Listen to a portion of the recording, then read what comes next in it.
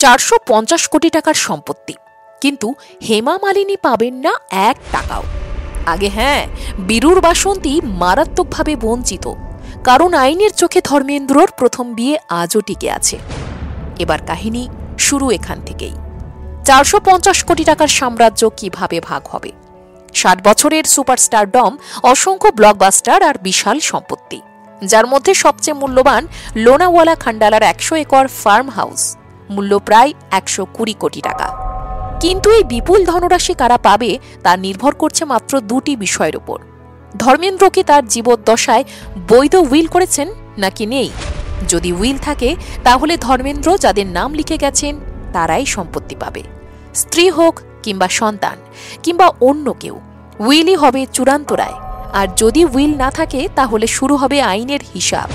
হিন্দু উত্তরাধিকার আইন 1956 অনুযায়ী সম্পত্তি 7 ভাগে ভাগ হবে। প্রথম স্ত্রী প্রকাশ কৌর এবং 6 সন্তান সানি, ববি, বিজেতা, অজিতা, এশা, অহনা প্রত্যেকেই 1 ভাগ করে পাবেন। আর এখানেই তৈরি হয়েছে সবচেয়ে বড় উত্তেজনা, উইল আছে নাকি নেই।